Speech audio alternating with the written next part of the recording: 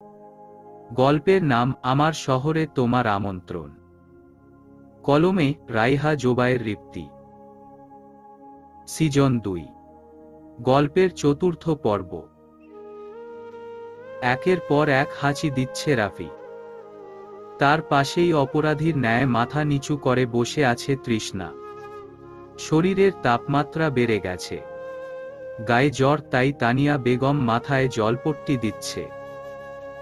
বিছানার পাশেই রাখা গরম স্যুপ তৃষ্ণা বানিয়ে এনেছে। নিচ থেকে তামিম খানের ডাক ভেসে আসে।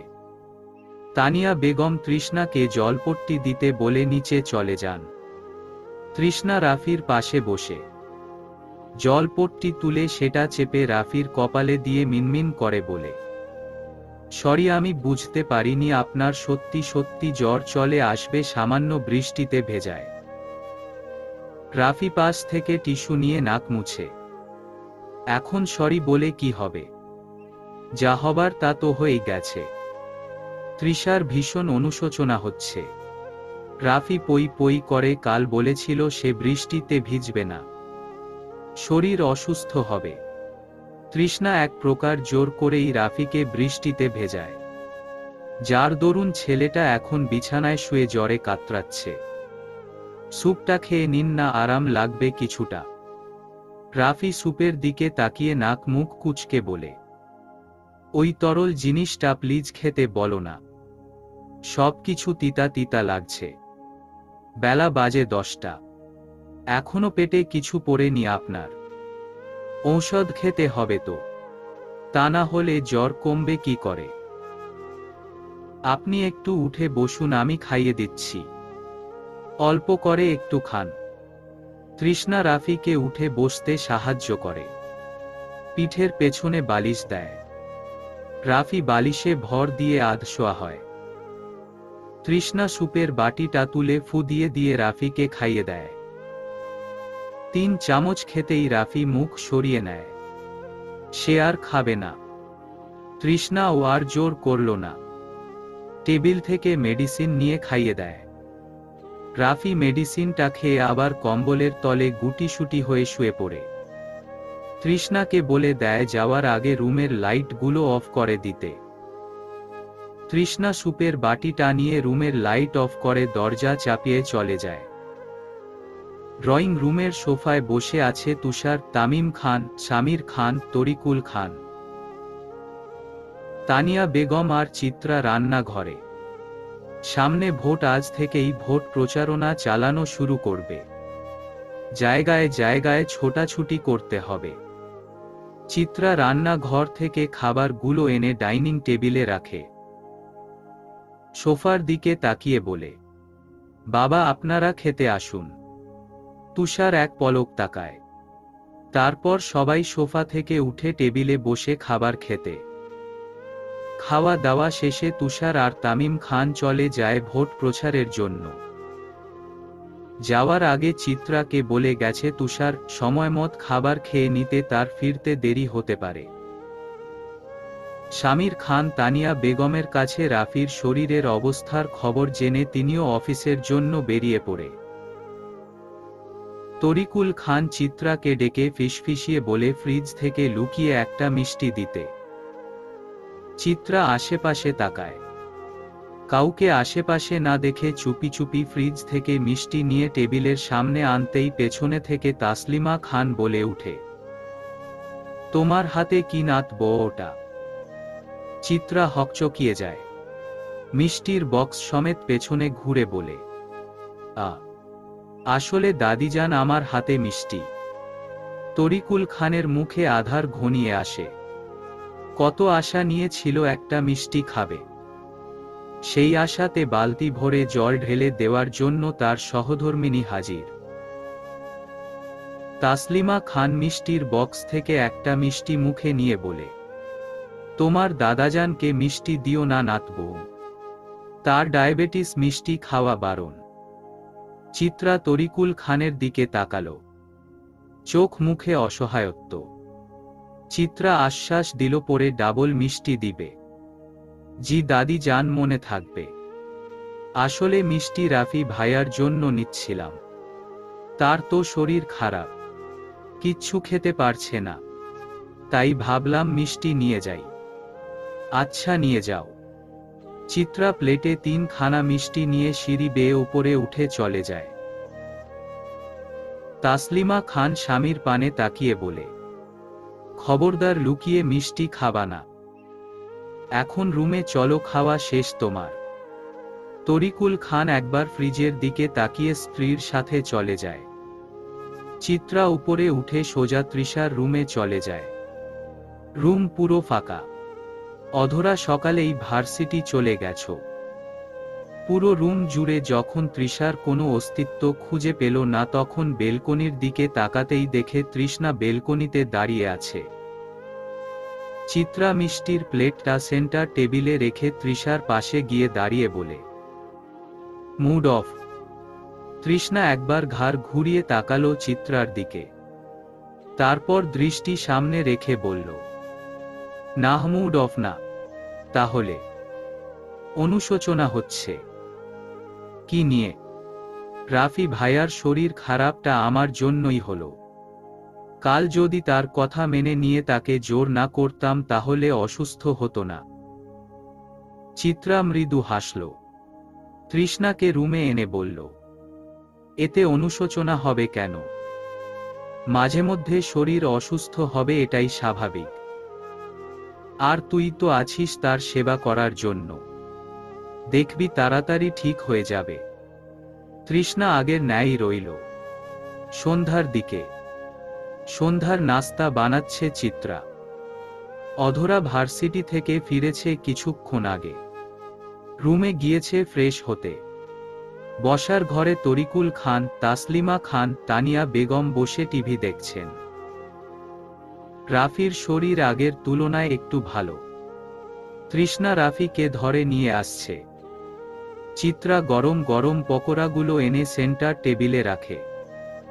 তানিয়া বেগমের পাশে বসে বলে, আম্মা আপনার ছেলে কি ফোন দিয়েছিল? তানিয়া বেগম না বলে। অধরা ততক্ষণে ফ্রেশ হয়ে নিচে নামে। তাসলিমা খানের পাশে বসে পকোড়ার প্লেট থেকে পকোড়া নিয়ে চিত্রার দিকে তাকিয়ে বলে, তুমি বানালে? চিত্রা মাথা নাড়িয়ে হ্যাঁ বলল। সদর দরজার দিকে তাকাতেই দেখে সামির খান আর তামিম খান ক্লান্ত শরীর নিয়ে ভেতরে ঢুকছেন। চিত্রা ঘাড় উঁচিয়ে দেখল তুষার আছে কি না পেছনে, কিন্তু না, তুষার নেই। সামির খান রাফির পাশে এসে বসে বলে, এখন শরীর কেমন আছে আব্বা? রাফি স্মিত হাসে, এখন ভালো আছি, ফ্রেশ হয়ে আসো। সামির খান উপরে চলে যায় ফ্রেশ হতে, সাথে তামিম খানও। মিনিট 20 পর দু ভাই ফ্রেশ হয়ে নিচে নামে। তানিয়া বেগম তামিম খানের দিকে তাকিয়ে বলে, তুষার কোথায়? তামিম খান পকোড়া খেতে খেতে বলে, ভোট প্রচারের ওখানে, ফিরতে দেরি হবে। চিত্রা অধৈর্য হয়ে বলল, কত দেরি বাবা? তামিম খান চিত্রার দিকে তাকিয়ে বলে, 10টা 11টা বাজতে পারে মা। তানিয়া বেগম স্বামীর দিকে তাকালেন, বিরক্তি হয়ে বললেন,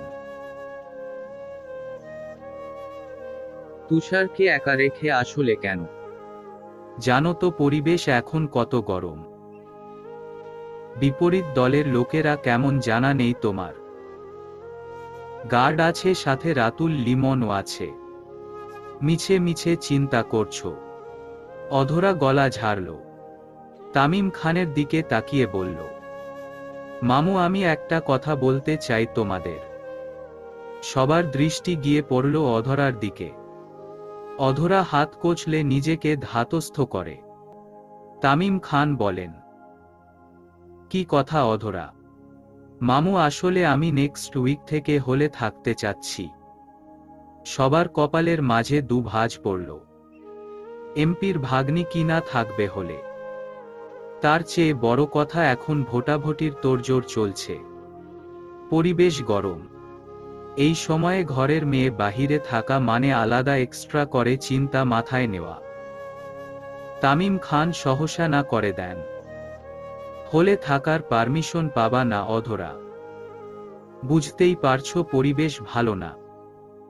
বাই এনি চান্স শত্রুরা তোমার উপর হামলা করলে তখন কে প্রোটেক্ট করবে? তুমি দূরে থাকা মানে আলাদা করে এক্সট্রা চিন্তার মধ্যে থাকা আমাদের। আর আছোই তো কয়েক মাস ভার্সিটিতে, শুধু শুধু এই কয়েকটা দিনের জন্য হলে উঠে কি করবা? অধরা নুইয়ে যায়। হলে থাকা নিয়ে রাতুলের সাথেও তার কথা হয়েছে। রাতুলও মানা করেছে, কিন্তু অধরা তো বাসায় থাকলে যখন তখন বের হতে পারবে না। এমনিতেই রাফি সন্দেহ করে, হলে থাকলে রাতুলের বাসা হলো থেকে বেশি দূরে না। মুড সুইং হলে যখন তখন রাতুলের সান্নিধ্য পাওয়া যাবে। কিন্তু জোর দিয়েও বলতে পারছে না। তাদের কথাতেও লজিক আছে। রাত বাজে 10:45। ডিনার করে যে যার রুমে চলে গেছে। শুধু ড্রয়িং রুমে একাকী বসে আছে চিত্রা। তানিয়া বেগম বলেছিল তাদের সাথে খাবার খেয়ে রুমে গিয়ে শুতে, কিন্তু চিত্রা না করেছে। লোকটা কোনে কাণ্ডজ্ঞান নেই। সেই যে সকালে যাওয়ার আগে বলল ফিরতে দেরি হবে, সময় মতো খাবার খেয়ে নিতে। তার কি একটা বার ফোন দেওয়া উচিত ছিল না? ফোন না দিল, রিসিভ তো করতে পারত ফোন। কথাগুলো ভাবতেই চোখ মুখ কুঁচকে এলো। 11টার দিকে তুষারের আগমন ঘটে। এক্সট্রা চাবি দিয়ে ঢুকে বাসায়। ড্রয়িং রুমের লাইট নিভানো। সুইচ খুঁজে লাইট জ্বালাতেই দেখে ডাইনিং টেবিলে মাথা রেখে বসে আছে চিত্রা। অপেক্ষা করতে করতে তার অপেক্ষারানীর চোখে তন্দ্রা ভর করেছে। স্মিত হাসল তুষার। আজ কাজের প্রেসারের জন্য ফোন করতে পারেনি বউটাকে। আর ফোনটা ছিল রাতুলের কাছে। সারাদিনের দৌড়াদৌড়ি জন্য শরীর একদম নেতিয়ে গেছে তুষারের। এমপি হওয়া কি এতই সহজ? শার্টের হাতা ফোল্ড করতে করতে ক্লান্ত শরীর নিয়ে চিত্রার কাছে আসে। মুখের উপর এসে জড়ো হয়েছে অবাধ্য চুল। আলতো হাতে চুলগুলো সরিয়ে দিল। কিঞ্চিত কেঁপে উঠল চিত্রা। তুষার তার অধর চিত্রার কানের কাছে নিয়ে ফিসফিস করে বলে, জান উঠো, খিদে পেয়েছে। চিত্রা ঘুম ঘুম চোখে পিটপিট করে তাকালো। অস্পষ্ট হলো সামনে থাকা মানুষটার অবয়ব। চোখটা আবার বন্ধ করে হুট করে আবার চোখ মেলে তাকায়। টেবিলের উপর থেকে মাথা উঠায়। চোখ হলে বলে, কখন আসছেন আপনি? আমি বুঝতে পারিনি, হুট করে চোখটা লেগে আসছিল। চেয়েও মেলে রাখতে পারিনি। চোখ মুখে পানি দিয়ে আসো, আর খাবারটা রুমে নিয়ে আসো, আমি ফ্রেশ হব। চিত্রা মাথা নাড়িয়ে আচ্ছা জানালো। তুষার উপরে উঠে চলে গেল। চিত্রা খাবার বেড়ে প্লেটে করে নিয়ে উপরে রুমে চলে গেল। তুষার সেন্টু গেঞ্জি পরে টাওয়াল দিয়ে মুখ মুছতে মুছতে বের হয়। ফর্সা নগ্ন পেশিবহুল বাহু বেশ আকর্ষণীয় লাগছে। ভেজা টাওয়ালটা বেলকনিতে মেলে সোফায় বসে। ইশারায় পাশে বসতে বলে চিত্রাকে। চিত্রা খাবারের প্লেটটা নিয়ে তুষারের পাশে বসে। তুষার পাশ থেকে ল্যাপটপটা কোলে তুলে নিয়ে বলে, একটু কষ্ট করে আমাকে খাইয়ে দাও আর নিজেও চটপট খেয়ে নাও। চিত্রা তপ্ত শ্বাস ফেলল। আপনার কাজ এখনো শেষ হয়নি? তুষার ল্যাপটপেই চোখ রেখে বলে, কেন? স্বামীকে কাছে চাইছ? অসভ্য পুরুষ। কথাটা বলে চিত্রা তুষারকে খাবার খাইয়ে দেয়। চিত্রাকে খেতে না দেখে বলে, সোনা আমি ভীষণ বিজি, একটু তুমিও খেয়ে নাও না। চিত্রা তুষারের মুখের সামনে ভাতের লোকমা তুলে বলে, আমি খেয়েছি, আপনি খান। তুষার চিত্রার দিকে তাকালো। মিথ্যা বলা আমি মোটেও পছন্দ করি না চিত্রা। আমি জানি খাওনি তুমি। চিত্রার এবার অভিমান হলো। কপাট রেগে বলল, আমার খাওয়ার চিন্তা আপনার করা লাগবে না। আপনি খান, খেয়ে দিয়ে কাজ নিয়ে পড়ে থাকেন। আমাকে নিয়ে ভাবার প্রয়োজন নেই। কতগুলো ফোন দিছি আমি আপনাকে। একটা ফোন ও রিসিভ করেননি। তুষার দীর্ঘ শ্বাস ফেলল। কোল থেকে ল্যাপটপটা পাশে রেখে চিত্রাকে টেনে কোলে বসালো। কাঁধে থুতনি রেখে বলল, ফোনটা আমার কাছে ছিল না। বুঝতেই তো পারছো, ভোট প্রচারের জন্য গিয়েছিলাম। সারাটা দিন আমাকে এদিকে ওদিকে ছুটতে হয়েছে। সেখানে বাসায় এসে যদি তোমার এই অভিমানী মুখশ্রীর দেখা মিলে তাহলে আমি সারাদিনের ক্লান্তি কার কাছে গিয়ে সুখে পরিণত করব। আর আমার আপনাকে নিয়ে যে চিন্তা হয় সেটা বুঝেন না। একটু তো ফোন দিয়ে আপনার কণ্ঠস্বর শুনতে ইচ্ছে করে। বুঝেন না আপনি? জি, আমারই ভুল হয়েছে ফোনটা রাতুলের কাছে রেখে। এবার থেকে ফোন করব, তোমার তৃষ্ণা মেটাবো। খুশি? চিত্রা তুষারের কোল থেকে উঠে পাশে বসল। তুষারকে খাইয়ে নিজেও খেয়ে নিল। এটো হাত পানি দিয়ে ধুয়ে সেন্টার টেবিলের পাশে প্লেটটা রেখে বিছানায় গিয়ে শুয়ে পড়ে চিত্রা। তুষার রুমের লাইট অফ করে ল্যাপটপটা আবার কোলে নেয়। চিত্রা চাদর দিয়ে শরীর ঢেকে মাথা উঁচু করে তুষারের দিকে তাকিয়ে বলে, বেশি রাত যেন না হয় বিছানায় আসতে। তুষার চোখ তুলে তাকায়। ল্যাপটপটা বন্ধ করে সোজা বিছানায় গিয়ে চিত্রাকে কাছে টেনে নেয়। চিত্রা তুষারের বুকে মুখ গুজে এক হাত দিয়ে সেন্টু গেঞ্জি খামচে ধরে আছে। চিত্রার কপালে অধর ছুঁয়ে দিয়ে বলে, আজ ভীষণ ক্লান্ত আমি। ওসবের মুডে একদম নেই। তবে তুমি চাইলে। চিত্রা মাথা তুলে তাকায়। জ্যোৎস্নার আলোয় ঘর খানিকটা আলোকিত। ঝাপসা বোঝা যাচ্ছে তুষারের মুখের আদল। চোখ বন্ধ করে আছে। ক্লান্ত ভীষণ সে, তার মুখই বলে দিচ্ছে। আমি মোটেও ওসব ইঙ্গিত করিনি। আপনাকে ছাড়া ঘুম ধরবে না তাই বলেছি বিছানায় আসতে যেন বেশি রাত না হয়। তুষার কিছু বলল না। চিত্রাকে জড়িয়ে ধরেই ঘুমের দেশে পাড়ি জমালো। চিত্রা তুষারের দিকে কিছুক্ষণ তাকিয়ে থেকে নিজেও ঘুমিয়ে পড়ে। পুরো কয়েকদিন ব্যাপী ভোট প্রচারের কাজে পুরোদমে ব্যস্ত ছিল তুষার। জনগণকে আশ্বস্ত করেছে তার শহরে চাঁদাবাজির বিষয়ক কোনো ঘটনা ঘটবে না। রাস্তার ধারে দোকানপাট করার জন্য ব্যবসায়ীদের আলাদা চাঁদা দিতে হয় এলাকার কিছু নিম্নমানের রাজনীতি করা লোকদের।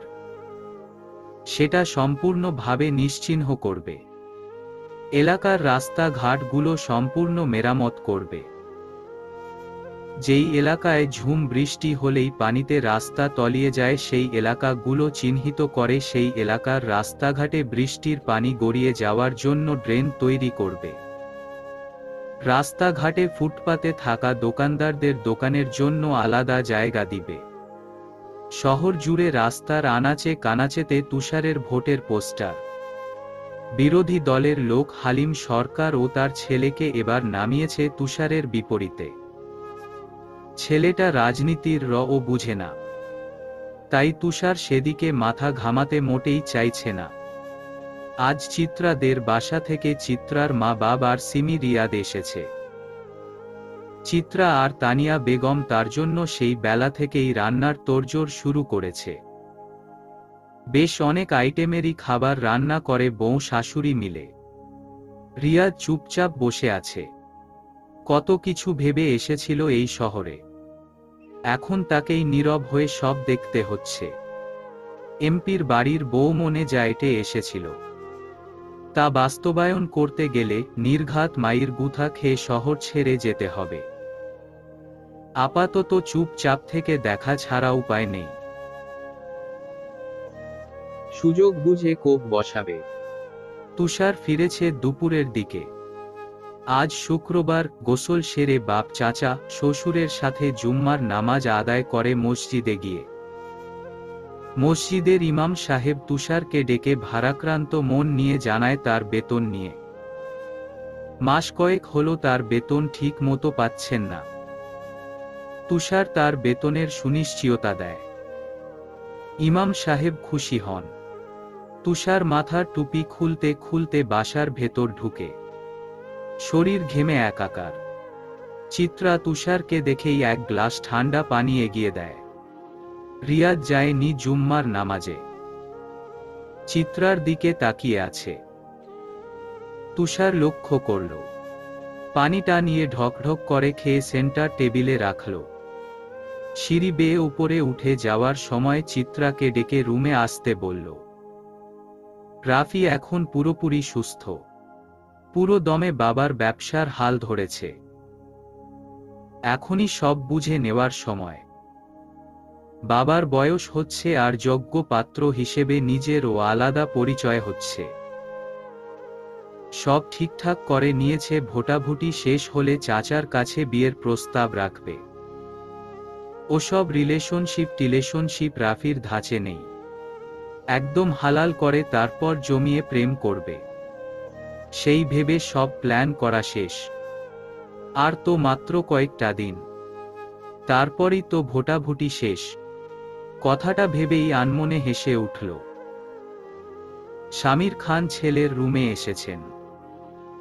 এখনো সব কিছু বুঝিয়ে দিতে পারেননি তিনি ছেলেকে। ছেলেটা তার বড্ড আদরের। স্ত্রী মারা যাওয়ার পর আর দ্বিতীয় বিয়ে করেননি। তার ধারণা সৎ মা কখনোই মায়ের মতো হয়ে উঠতে পারে না। তার ছেলের অযত্ন হবে। আর ছেলেও বড় হয়ে গিয়েছিল। দ্বিতীয় বিয়ে করে লজ্জার সম্মুখীন হতে চাননি। রাফি শামির খানকে দেখে স্মিত হেসে বলে, কিছু বলবে? রাফির পাশে বসল। মাথায় হাত রেখে আলতো হেসে বলে, কারওয়ান বাজারের একটা নতুন প্রজেক্টের কাজ চলছে। সময় সুযোগ বুঝে এই সপ্তাহের মধ্যে একবার দেখে এসো বরং। রাফি আচ্ছা জানালো। তৃষ্ণা এসেছিল রাফিকে ডাকতে খাবার খেতে। রুমের মধ্যে চাচাকে দেখে হকচকিয়ে যায়। মৃদু হেসে বলে, চাচা খেতে আসো। তৃষ্ণা চলে যায়। শামির খান ছেলেকে সঙ্গে নিয়ে নিচে নামে। আজকাল নিত্যদিনের মতো অভ্যাসে পরিণত হচ্ছে রোজ তিনবেলা করে রাতুলের সাথে কথা বলা। রাতের প্রায় মধ্যে রাত অবধি দুজনের কথোপকথন চলে। কথা বলতে বলতে কখনো অধরা বেলকনির চেয়ারেই ঘুমিয়ে পড়ে। আজও ব্যতিক্রম নয়। রাতুলের ব্যক্তিত্ব মারাত্মকভাবে আকৃষ্ট করছে অধরাকে। তাদের প্রণয় হয়নি সেভাবে, কিন্তু বন্ধুত্ব হয়েছে মজবুত। মাঝে মধ্যে ঘোরাঘুরি, খাওয়া দাওয়া, পায়ের সাথে পা মিলিয়ে হাঁটা ভীষণ ভালো লাগছে অধরার। রাতুল কখনো হাঁটার মধ্যে অধররা হাত ভুলে নিজের হাতের মুঠোয় নেয়নি। বরং বেশ খানিকটা দূরত্ব রেখে তারা হাঁটত। পাশাপাশি বসলেও তাদের মাঝখানে কিছুটা দূরত্ব থাকত। এই ছোট্ট ছোট্ট বিষয়গুলো খুব চোখে লাগে অধরার। চিত্রা ওনায় হাত মুছতে মুছতে রুমে প্রবেশ করে। তুষার চিত্রার উপস্থিতি টের পেয়ে কোল থেকে ল্যাপটপটা পাশে রেখে বলে, এদিকে আসো। চিত্রা বাধ্য মেয়ের মতো তুষারের কাছে যায়। তুষারের পাশে বসতে ইশারা করে। চিত্রা বসতেই তুষার গম্ভীর কণ্ঠে বলে, তোমার কাজিন রিয়াদ ওভাবে তাকিয়ে থাকে কেন তোমার দিকে? চিত্রা আকস্মিক এমন কথায় মাথা তুলে তাকায়। এদিক ওদিক তাকিয়ে বলে, কি বলছেন এসব? কিভাবে তাকাবে আমার দিকে? কেমন একটা নজরে তাকায়। ভালো লাগে না ওই নজর। আমার বউয়ের দিকে ওভাবে মুগ্ধ হয়ে তাকিয়ে থাকবে কেন? আর বইলেন না, এই ছেলের সাথে একটা সময় রিলেশন করছিলাম। তুষার সরু চোখে তাকায়। কি নির্দ্বিধায় তাকে বলছে মেয়েটা। বিস্ময় হয়ে বলে, ওই ছেলে তোমার এক্স? বাদ দিন তো এখন ওর কথা। এটা মোটেও বাদ দেওয়ার কথা না। একটা মেয়ের পেছনে কেন এত ছেলের নজর থাকবে হয়? এক আরহাম, এরপর তোমার এই কাজিন, মানে কি একটা ব্যাপার? আমার বউয়ের দিকেই এত ছেলের নজর পড়তে হলো। আচ্ছা, ভালো কথা মনে করিয়েছেন তো। আরহাম লোকটার কি খবর? কোনো খোঁজ খবর পাওয়া যায় না ইদানিং? তুষার হাই তুলতে তুলতে বলে, আপাতত দেশে নাই, বাহিরের হাওয়া খাচ্ছে। মানে মানে টানা হয় রহস্য থাক। তোমার কাজিনকে বলে দিও আমি যদি আর একবার তোমার দিকে তাকিয়ে থাকতে দেখছি তো। তো কি? কিছু না, জাস্ট মনের রাগ মেটাবো তার ওপর, ব্যাস। ব্রো, বিয়ে তো হলো, এখন তো তোমার ভাবিকে নিয়ে হানিমুনে যাওয়া উচিত।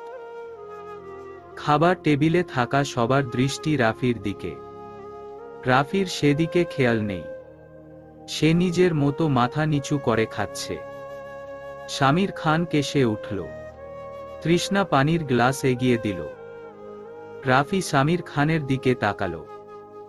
আহ বাবা, তাড়াহুড়ো করে খেও না, আস্তে ধীরে খাও।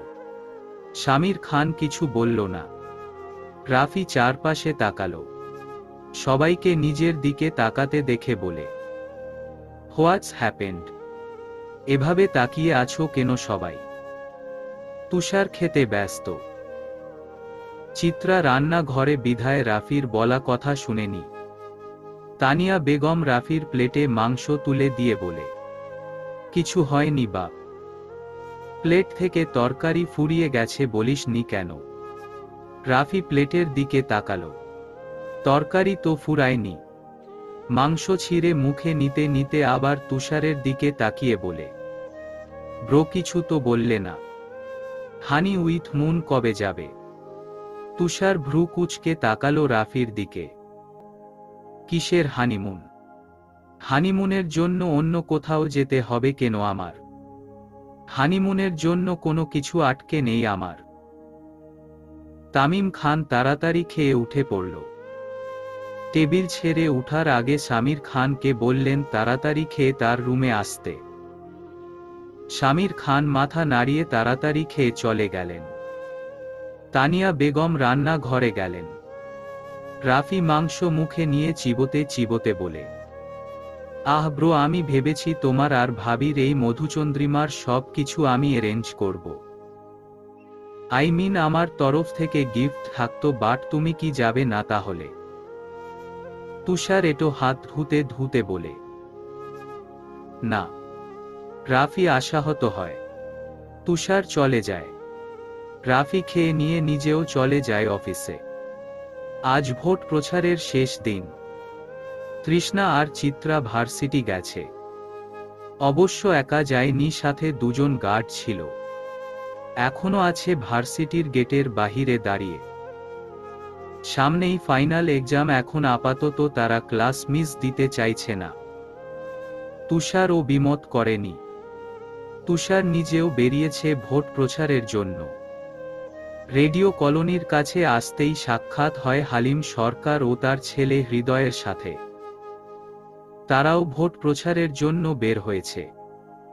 তুষারকে দেখা মাত্রই হালিম সরকার তার ছেলেকে নিয়ে তুষারের দিকে এগিয়ে আসে। তুষার তখন ফুটপাতে থাকা দোকানের মালিকগুলোর সাথে কথা বলছিল। আরে তুষার, তুমিও এসেছো ভোট সংগ্রহ করতে? তুষারের ব্যাঘাত ঘটে। ভ্রু কুঁচকে পাশে তাকিয়ে হালিম সরকার ও তার ছেলেকে এক নজর দেখে শক্ত গলায় বলে, আমি কোনো প্রাইম মিনিস্টার নই যে ভোট প্রচারের জন্য আমি বের হতে পারবো না। আপনি নিজেও এসেছেন ছেলে নিয়ে। হালিম সরকার স্মিত হাসল। সে যা বলেছ। তোমার বাবার জন্য তো এমপি হতে হতে গিয়েও হতে পারলাম না এযাবৎ দিন ধরে। এবার ছেলেকে দাঁড় করিয়ে দেখি কি হয়। সৎপথে থেকে নিজের স্বার্থের কথা না ভেবে জনগণের কথা ভাবলে জনগণই আপনাকে সাফল্য অর্জন করতে সাহায্য করত। এবার ছেলেকে দাঁড় করিয়েছেন আমার বিপরীতে। আমার মনে হয় না খুব একটা লাভ হবেন বা জিততে পারবেন। জনগণ জানে কাকে জিতালে তাদের সুবিধা হবে। হালিম সরকার পৈশাচিকভাবে হাসল। হৃদয়ে তুষারের দিকে তাকিয়ে বলল, আপনি বেশ কনফিডেন্স নিজেকে নিয়ে দেখছি। তুষার হৃদয়ের দিকে তাকিয়ে বলে, অবশ্যই।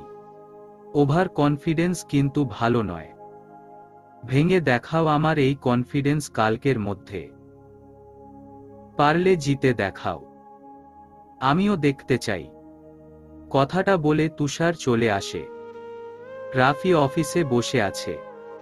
একটু পরই একটা প্রজেক্টের মিটিং অ্যাটেন্ড করতে হবে। রাফির পিয়ে রুমকি এসে দরজায় কড়া নেড়ে জানান দিল, মিটিং রুমে সবাই এসেছে, তাকেও যেতে হবে। রাফি বসা থেকে উঠে দাঁড়ালো। আজ ফার্স্ট টাইম সে কোনো প্রজেক্টের প্রেজেন্টেশনের জন্য মিটিং অ্যাটেন্ড করবে। তার এই প্রেজেন্টেশনের সম্পূর্ণ দায়ভার শামির খান তাকে দিয়েছে। জোরে জোরে দুটো শ্বাস নিয়ে ল্যাপটপটা নিয়ে মিটিং রুমের দিকে গেল। মিটিং রুমের দরজা ঠেলে ভেতরে ঢুকে দেখে 7 থেকে 8 জন লোক বসে আছে। তার মধ্যে 3 জন ইয়াং আর বাকি লোক তার বাবার বয়সী। রাফি ভেতরে ঢুকে ল্যাপটপটা টেবিলের উপর রেখে বলে, সরি ফর লেট। লোকগুলোর মধ্যে থাকা এক লোক বলে উঠল, it's okay, but who are you? Where is mister Shamir Khan? Let me introduce myself. My name is Rafi Khan. Mister Shamir Khan is my dad, and I am responsible for this project. Oh, yeah, I think we should start the presentation. Please start you. Rafi দীর্ঘ শ্বাস ফেলল। প্রজেক্টরটা on করে বলল, This product I present is extraordinary. The pie chart is divided into several parts. Here are some facts and figures. প্রেজেন্টেশনের মধ্যে রাফি বলে উঠল, please feel free to interrupt me if you have any questions. সবাই মনোযোগ সহকারে রাফির presentation দেখল। লোকগুলো নিজেদের মধ্যে আলাপ আলোচনা করল। দেন তারা রাজি হলো এই প্রজেক্টে ইনভেস্ট করতে। রাফি স্বস্তির নিঃশ্বাস ফেলল। মিটিং শেষে নিজের কেবিনে গিয়ে গায়ে দিল। রুমকি দরজায় কড়া নেড়ে বলে, may I coming sir? Yes. Rumki ঢুকল। কফির মগটা রাফির দিকে বাড়িয়ে দিয়ে বলল, আপনার কফি। রাফি চোখ মেলে তাকালো। এই মুহূর্তে তার এই কফিরই দরকার ছিল। 2 ঘন্টা বকবক করে তার চোয়াল ব্যথা হয়ে গেছে। তার বাবা যে কি করে এতদিন সামলিয়েছে সেটা ভাবতেই রাফি ক্লান্ত হয়ে পড়ে। কফির মগটায় চুমুক বসিয়ে রুমকির উদ্দেশ্যে বলে, now you can go. Rumki চলে যায়। রাফি কফির মগটা হাতে নিয়ে কেবিনের সাথে থাকা বড় বেকনিতে গিয়ে দাঁড়ায়। মুহূর্তে ঠান্ডা শীতল বাতাস রাফির শরীরকে শীতল করে তোলে। ক্লান্ত শরীর আরাম পায়।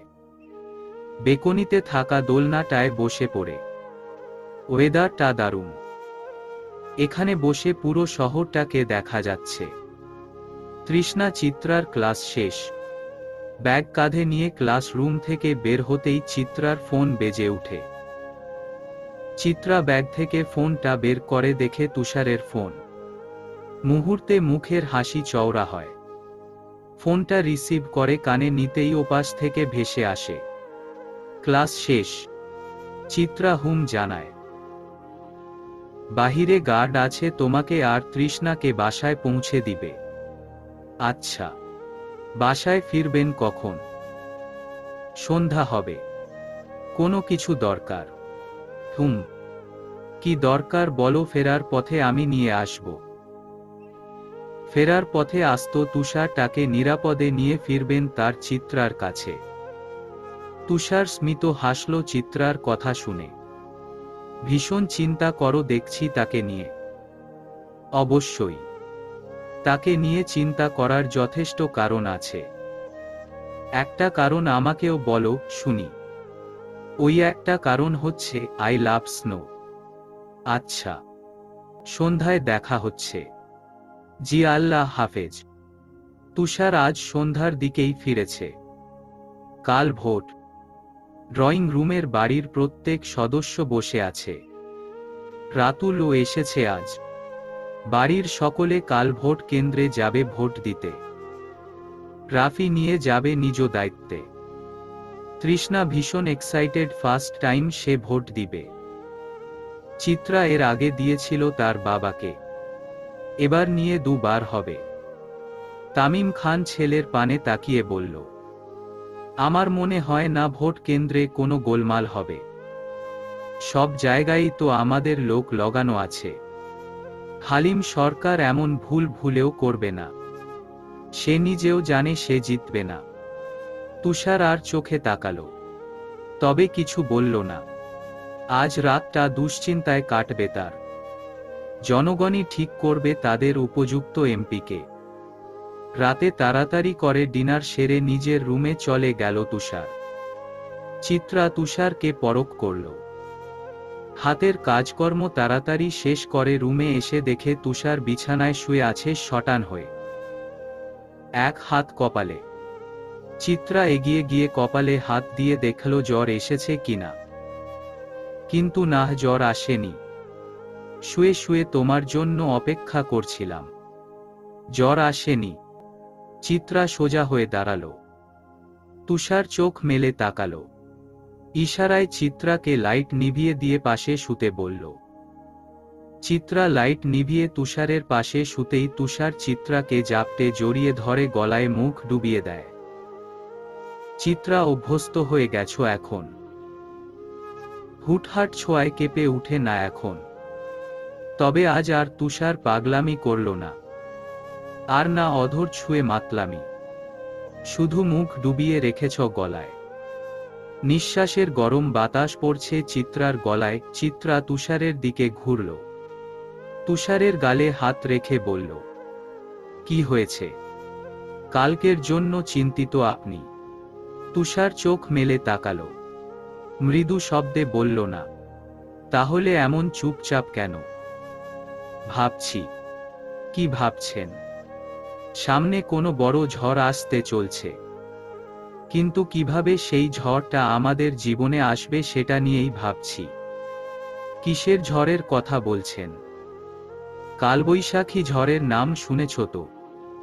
তেমনি এক ঝড়ের পূর্বাভাস পাচ্ছি। সবকিছু লণ্ডভণ্ড করে দিবে। চিত্রা তুষারের শার্ট খামচে ধরল। এসব অলক্ষণে চিন্তা করছেন কেন? পজিটিভ ভাবুন। আল্লাহ আছেন, সব ঝড় থেকে আমাদের রক্ষা করবে। তুষার তপ্ত শ্বাস ফেলল। পুনরায় চিত্রাকে জড়িয়ে ধরে বলে, আচ্ছা, সেই ঝড়ে যদি আমি বিলীন হয়ে যাই তখন? তুষার আর শেষ করতে পারল না কথাটা। চিত্রা শোয়া থেকে উঠে বসল। তুষারের দিকে তাকিয়ে রইল এক দৃষ্টিতে। তুষার নিজেও উঠে বসল। কি হলো? চিত্রা আগের ন্যায় তাকিয়ে জবাব দেয়, আপনার হয়েছেটা কি? এসব কেন বলছেন আপনি? আমি বিয়ের আগে কি বলেছিলাম আপনায়?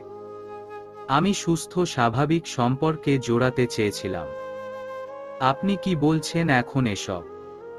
আমি জানি রাজনীতি করলে প্রাণের সংশয় থাকে, তাই বলে আপনি এসব কেন বলবেন? বিয়ের পর আমার গোটা পৃথিবী আপনি হয়ে গেছেন। আপনি কি করে আমাকে একা ফেলে নির্দ্বিধায় বলে দিচ্ছেন বিলীন হয়ে যাওয়ার কথা? তুষার চিত্রার বাহু ধরে তাকে শোয়ালো। চিত্রার মাথাটা তুষারের বুকের উপর। তুষার চিত্রার মাথায় হাত বুলিয়ে দিতে দিতে বলে, সরি, আমাকে বাঁচতে হবে তোমার জন্য। বাচ্চার বাবা হওয়া বাকি, এখনো বৃদ্ধ হতে হবে তোমার সাথে। অনেক কিছু বাকি। এত আগেই ঝড়ে পড়তে চাই না। অন্ধকার বেলকনিতে দাঁড়িয়ে আছে এক অবয়ব। হাতে তার একটা ফটো। দৃষ্টি তার আকাশে থাকা চাঁদে। মুখ থেকে মৃদু আওয়াজে ভেসে আসলো, this game starts from now. Save your life if you can. কথাটা বলেই লাইটারের আগুনের সাহায্যে হাসতে থাকা 2 যুগলবন্দি ছবি পুড়িয়ে ভস্ম করে দিল। ছাইগুলোকে হাতে নিয়ে ফু দিয়ে আকাশে উড়িয়ে দিল। টিভির সামনে বসে আছে খান পরিবারের সবাই। দুপুরে গিয়ে তারা ভোট দিয়ে এসেছে সবাই। চিত্রা আজ হোয়াইট কালারের শাড়ি পরেছে, তুষারের পাঞ্জাবির সাথে ম্যাচিং করে।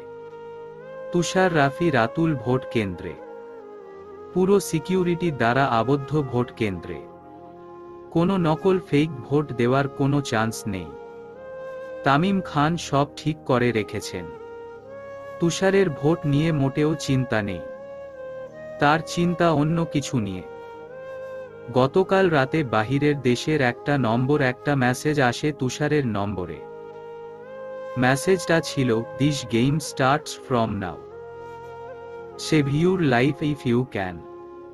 নম্বরটা মালদ্বীপের, কিন্তু মালদ্বীপ থেকে কেই বা তাকে এমন মেসেজ পাঠাবে? মালদ্বীপে কেউ থাকতে পারে এমন জানাশোনা কেউ তো নেই। এসব ভাবনার মাঝেই হুট করে কারো সঙ্গে ধাক্কা খায় তুষার। তুষার সরি বলে চলে আসে। রাতুল সেই কখন থেকে তুষারকে চিন্তিত দেখছে। ভোটের জন্য চিন্তিত মনে করে আর ঘাটে নি তুষারকে। চিত্রা খাবার টেবিলে এক এক করে তুষারের সকল পছন্দের খাবার রাখছে। এর মধ্যে টিভির হেডলাইনে জল জল করে উঠল, ঢাকা 19 আসনে এমপি পদে জয়ী হয়েছে তুষার খান। লেখাটা পড়ে তৃষ্ণা জোরে চিৎকার করে উঠে। চিত্রা তাকায় টিভির পানে, মুখে হাসি ফুটে উঠে, এগিয়ে আসে সোফার দিকে। অধরা চেয়ে আছে চিত্রার মুখে দিকে। চিত্রার মুখের হাসি দেখে তার মুখেও হাসি ফুটে উঠল। এগিয়ে এসে চিত্রাকে জড়িয়ে ধরে বলল, ভাইয়াকে ফোন দিয়ে কথা বলো ভাইয়ার সাথে। চিত্রা না জানালো, সে ফোন করবে না, লোকটা হয়তো ব্যস্ত আছে এখন। তুষার পর এমপি হওয়ার খবর শুনে সাহেল আহমেদ ফোন দিয়েছিল চিত্রাকে। চিত্রা বাবার সাথে কথা বলে এখন অপেক্ষা গুনছে স্বামীর বাড়ি ফেরার। অপেক্ষারা দীর্ঘ হল না। সন্ধ্যার আগেই ঘামাতর্ক শরীর নিয়ে বাড়িতে প্রবেশ করে তুষার। চিত্রা রুমে ছিল। তুষার ক্লান্ত শরীর নিয়ে রুমে প্রবেশ করে দেখে চিত্রা বেলকনিতে দাঁড়িয়ে আছে। তুষার এলোমেলো পায়ে এগিয়ে গেল, পেছনে থেকে চিত্রাকে ধরল। চিত্রা বেলকনির রেলিং ধরে বলল, কংগ্রাচুলেশনস এমপি মশাই। তুষার শাড়ি ভেদ করে চিত্রার উন্মুক্ত পেটে হাত রেখে বলল, শুধু কংগ্রাচুলেশনে চিরা ভিজবে না মিসেস খান। চিত্রা ফিরল, তুষারের চোখে চেয়ে বলল, উমম তাহলে কি করলে চিরা ভিজবে? I think kiss. চিত্রা ঠোঁট কামড়ে ভাবার মতো করে কিছু ভাবল, তারপর শুধালো, okay mister Khan, I will do it. কথাটা বলে চিত্রা তুষারের অধরে নিজের অধর ডুবিয়ে দিল। তুষার এক হাতে চিত্রাকে নিজের শরীরের সাথে মিশিয়ে নেয়। চিত্রার দু হাত তুষারের পাঞ্জাবির কলারে। মিনিট দুয়েক পর চিত্রা ছেড়ে দিয়ে চলে আসতে নিলে তুষার আঁকড়ে ধরে চিত্রার অধর। চিত্রা হাঁপিয়ে উঠল। মিনিট কয়েক পর তুষার ছেড়ে দিল। চিত্রার মাথাটা বুকে চেপে ধরে বলে, এখনো অভ্যস্ত হতে পারলে না? এইটুকুতেই হাঁপিয়ে যাও? চিত্রার শ্বাস উঠানামা করছে দ্রুত বেগে। শান্ত হও চিত্রা। চিত্রা চেষ্টা করল শান্ত হওয়ার। চিত্রার চুলে চুমু খেয়ে চিত্রার হাত ধরে রুমে আসে। চিত্রাকে বিছানায় বসিয়ে ওয়ার্ড্রবের উপর থেকে টাওয়াল নিয়ে ওয়াশরুমে চলে যায় ফ্রেশ হতে। মধ্যরাত্রি, আকাশে জ্বলজ্বল করছে চাঁদ। ছাদে পাশাপাশি দাঁড়িয়ে আছে তৃষ্ণা আর রাফি। রাফি আজকাল ভীষণ ব্যস্ত থাকে। এ নিয়ে তৃষার মনে বিষাদ জমেছে ভীষণভাবে। রাফি কোনো ভনিতা ছাড়াই তৃষার হাত ধরল। তৃষ্ণা তাকালো। তৃষার চোখের দিকে তাকিয়ে রাফি বলে, যতই আমি তোমার কাজিন হই না কেন, এমপির বাড়ির মেয়েকে তারা কোনো বেকার ছেলের কাছে মেয়ে দিতে চাইবে না। আমি জানি চাচার কাছে তোমায় চাইলে তারাও না করবে না, কিন্তু আমার আলাদা কোনো পরিচয় আগে ছিল না, এখন হয়েছে। নিজেকে প্রতিষ্ঠিত করেছি, বাবার ব্যবসার হাল ধরেছি পুরোদমে। সেজন্য আমাকে ব্যস্ত সময় পার করতে হয়েছে নিজেকে পুরোদমে গুছিয়ে নিতে। Now I am free. তোমাকে চেয়ে নেওয়ার সময় এখন। কালী চাচার কাছে তোমাকে চাইব। তার আগে তোমার অনুমতি নিতে চাই, তুমি কি রাজি বা শিওর আমার সাথে বাকি জীবন একসাথে থাকার জন্য? তৃষ্ণা কথা বলার ভাষা হারিয়ে ফেলেছে। শব্দগুলো গলায় আটকে আছে। কোনো রকম টলমল চোখে মাথা ঝাঁকিয়ে হ্যাঁ জানালো। রাফি স্মিত হাসল। এই প্রথম তৃষ্ণাকে সে বুকে জড়িয়ে ধরল। তৃষার শরীর কাঁপছে। মনে হচ্ছে সে স্বপ্ন দেখছে। রাফি তৃষার মাথায় চুমু খেল। তৃষ্ণাকে ছেড়ে তৃষার গালে আলতো করে 2 হাত রেখে বলে, ঘুমিয়ে পড়ো, রুমে গিয়েও রাত হয়েছে। তৃষ্ণা বাধ্য মেয়ের মতো ছাদ থেকে নেমে যায়। রাফি তৃষার যাওয়ার পানে তাকিয়ে কিঞ্চিত হেসে উঠে। নেক্সট উইকে তোমায় মালদ্বীপ যেতে হবে রাফি, নতুন প্রজেক্টটার জন্য। আই থিংক তোমার সমস্যা নেই। সো প্রিপেয়ার্ড হও যাওয়ার জন্য। খাওয়ার টেবিলে খাবার খেতে খেতে কথাটা বলেন সামির খান। চকিতে ঘাড় ঘুরায় রাফি। বিস্ময় হয়ে বলে, আগে তো বলনি। কাল রাতেই মিস্টার জেইদ জানিয়েছেন টাকাটা তারা ইনভেস্ট করছে, তো তারা চাচ্ছে প্রজেক্টটা তাদের ওখানেই কমপ্লিট করতে। কতদিন থাকতে হবে সেটা তোমার প্রজেক্টের উপর নির্ভর করছে। মাস 2 লাগতে পারে, বা মাস 3 বা তারও বেশি। অনেক দিনের ব্যাপার। কোনো সমস্যা? সমস্যাই তো। বিয়ের প্ল্যান করছি আর তুমি প্রজেক্টের কাজে পাঠাচ্ছ, তাও আবার 2-4 দিনের জন্য নয়, মাস কয়েকের জন্য। কথাটা বিড়বিড় করে উচ্চারণ করে রাফি। সামির খান প্লেটে হাত ধুতে ধুতে বলে, কিছু বললে? রাফি প্লেটে হাত দিয়ে আঁকিবুকি করতে করতে বলে, না না, কিছু বলিনি। তাহলে যাচ্ছ নেক্সট উইক? আমি ভিসা রেডি করে রাখব। আচ্ছা। সামির খান চলে যায়। তানিয়া বেগম রাফিকে ভাবান্তর হয়ে থাকতে দেখে বলে, খাচ্ছিস না কেন? তুষার ঠোঁট কামড়ে কিয়ৎক্ষণ চুপ থেকে শুধালো, ভাবছি। তানিয়া বেগম ভ্রু কুঁচকে বলল, কি ভাবছিস? রাফি এটো প্লেটে হাত ধুতে ধুতে বলে, অনেক কিছু ভাবছি। ধীরে ধীরে প্রকাশিতব্য হবে। রাফি চলে যায়। তানিয়া বেগম রাফির যাওয়ার পানে তাকিয়ে রয়। কি বলল কিছুই বুঝলেন না তিনি। চিত্রা আর তৃষ্ণা ভার্সিটির ক্লাসরুমে বসে আছে। গতকাল রাতে রাফির বলা সব কথা চিত্রাকে বলছে তৃষ্ণা। চিত্রা চুপচাপ শুনল। তৃষার খুশির সীমানা নেই। তার আজ মুক্ত পাখির মতো আকাশে উড়ে বেড়াতে ইচ্ছে করছে। ক্লাসে স্যার আসতেই দুজনে ক্লাসে মনোযোগী হয়। তুষার আজ সংসদ ভবনে গেছে। প্রাইম মিনিস্টার সব এমপিকে আমন্ত্রণ জানিয়েছেন। তুষারের সাথে রাতুল আর তামিম খান সহ কয়েকজন গার্ড গিয়েছেন। আপাতত তারা বসে প্রাইম মিনিস্টারের বক্তব্য শুনছেন। চিত্রাকে যাওয়ার আগে বলে দিয়ে গেছে চিত্রার ক্লাস শেষ হতে হতে তুষার এসে পড়বে। অপেক্ষা করতে বলেছে। ক্লাস শেষে মাঠে বসে অপেক্ষা করছে তৃষ্ণা, চিত্রা, তুষারের। এর মধ্যে হন্তদন্ত হয়ে রাফি এসে দাঁড়ায় তাদের সামনে। কাউকে সামনে এসে দাঁড়াতে দেখে তারা মাথা উঁচু করে তাকায়। রাফিকে দেখে চিত্রা ভাবে হয়তো তুষার এসেছে। বসা থেকে উঠে দাঁড়ায়। ভাবি তৃষ্ণাকে নিয়ে যাচ্ছি। চিত্রা ভ্রু কুঁচকালো। আমাকে নিবেন না? আপনার ভাই কোথায়? আসেনি। রাফি মাথা চুলকে জবাব দিল। ব্রো জানালো তার আসতে আর একটু লেট হবে। আমি তৃষ্ণাকে নিয়ে যেতে এসেছি। আপনি ব্রো এর সাথে ফিরবেন।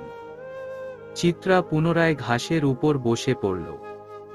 তৃষার হাত ধরে বলল, ভাবি আসছি।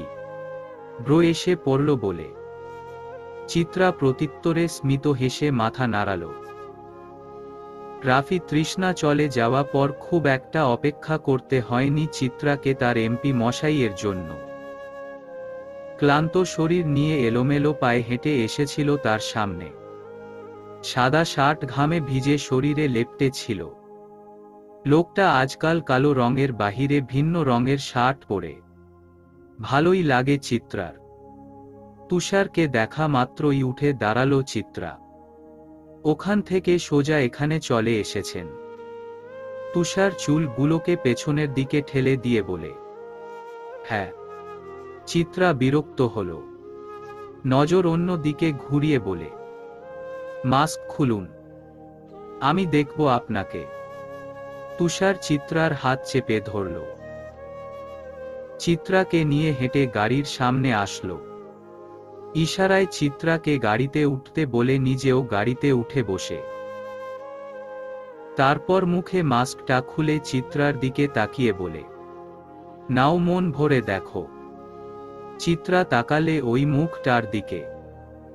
ওড়নার এক প্রান্ত দিয়ে মুখে গলায় লেগে থাকা ঘাম যত্ন সহকারে মুছে দেয়। আপনার কিন্তু না আসলেও চলতো।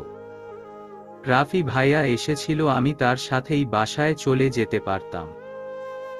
তুষার গাড়ি স্টার্ট দিতে দিতে বলে, আমার বউ অন্য কারো সাথে কেন যাবে আমি থাকতে? আপনি এখানে না এসে বাসায় গিয়ে রেস্ট নিলে এই ক্লান্ত ভাবটা এখন থাকতো না। তোমাকে দেখলেই আমার সব ক্লান্তি এক নিমিষেই উধাও হয়ে যায়। হয়েছে হয়েছে, শুনুন একটা কথা বলবো। হুমম বলো শুনছি। আমাদের বিয়ের ক মাস হলো? উমম সেদিন না বিয়ে করলাম। মাস তো হয়নি। চিত্রা সরু চোখে তাকালো। 2.5 মাস হয়েছে। সিরিয়াসলি 2.5 মাস? ফাজলামি বন্ধ করবেন। আমার কথাটা শুনুন। আচ্ছা বলো। দাদি কি বলছে জানেন? কি বলছে? আজ সকালে আপনি চলে যাওয়ার পর খাবার টেবিলে দাদি ফট করে বাচ্চার কথা তুলেছে।